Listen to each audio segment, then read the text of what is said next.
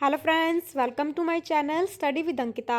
आज की इस वीडियो में हम डिस्कस करेंगे टेरर अटैक हुआ है फ्रांस के ऊपर। एक बहुत ही बड़ी दुखदायक घटना है। इस वीडियो में हम जानेंगे कि आखिरकार क्या हुआ फ्रांस में और साथ में इसके बाद फ्रांस ने क्या एक्शन लिया है। इस वीडियो में हम कंप्लीट डिटेल से जानेंगे। तो चलिए शुरू करते हैं।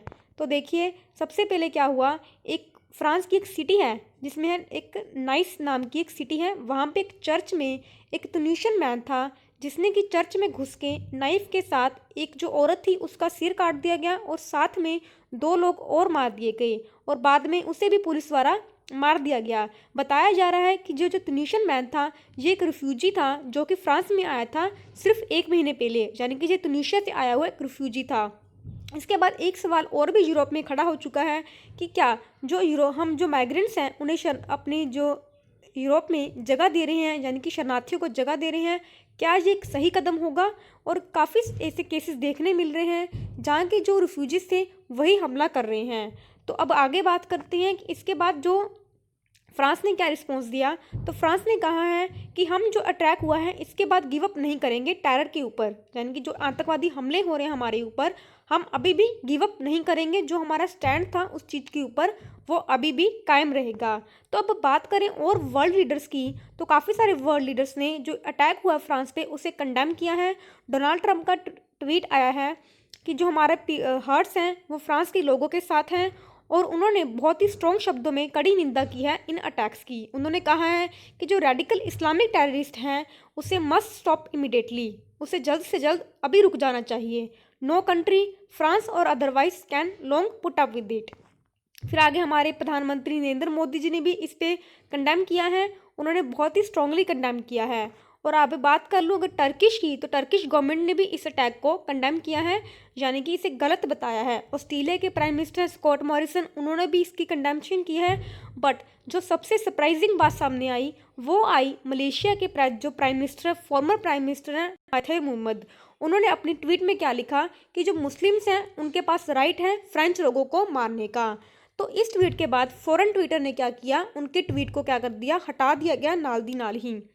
तो देखिए, मुस्लिम्स ने क्या है, मुस्लिम के पास राइट है फ्रांस का, बहुत ही गलत स्टेटमेंट है मेरे हिसाब से। एक ऐसी जो वर्ल्ड लीडर्स हैं उन्हें ऐसी स्टेटमेंट्स नहीं देनी चाहिए थी इतने बड़े प्लेटफॉर्म के ऊपर। तो इसके बाद जो फ्रांस मिनिस्टर्स थे उन्होंने क्या कहा कि जो मथाइर मोहम्मद है मलेशिया के जो प्राइम मिनिस्टर थे फॉर्मर, उनका जो ट्विटर अटैक है, सॉरी जो ट्विटर अकाउंट है उसे क्या कर देना चाहिए, बैन कर देना चाहिए, सस्पेंड कर देना चाहिए, जो अटैक को ग्लोरीफाई कर रहे हैं। और माहितर मोहम्मद ने यह भी आरोप लगाया था इमैनुअल मैक्रोन के ऊपर कि वो सिविलाइज नहीं है और प्रिमिटिव वे पे ऊपर बिहेव नहीं कर रहे हैं।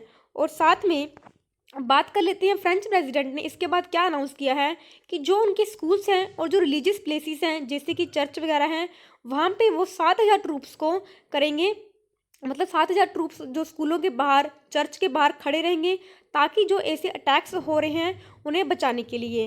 तो अब देखिए इसके बाद हम क्या आशा कर सकते हैं। तो देखिए जो फ्रांस है 2022 में इलेक्शन फेस कर रहा है। आप सबको पता होगा इमैनुअल मैक्रोन अपनी सीट बचाने के लिए जद्दोजहद कर रहे हैं। सबसे पहले तो जो कोरोना वायरस के केसेस हैं वो फ्रांस में फिर से तेज़ी से बढ़ने लगे हैं। एक दिन तो फ्रांस में 42,000 प्लस केसेस आए थे एक दिन में, ये हाईएस्ट रिकॉर्ड है फ्रांस के ऊपर। तो जो फ्रांस है उसके केसेस भी बढ़ रहे हैं कोरोना वायरस के, और साथ में जो इस्लामिक टेररिज्म फ्रांस में ऊपर बढ़ रहा है उस पर भी जो इमैनुअल मैक्रोन है उनके ऊपर काफ़ी दबाव है। अगर वो 2020 के इलेक्शंस फिर से जीतना चाहते हैं तो उन्हें जो कोरोना वायरस के केसेस और साथ साथ में जो टेरर अटैक्स हो रहे हैं उन्हें रोकना ही पड़ेगा। और ये काम करना बहुत ही डिफ़िकल्ट होगा क्योंकि जब प्रेजेंट सिचुएशन बन रही है वो काफ़ी डिफ़िकल्ट बन चुकी है।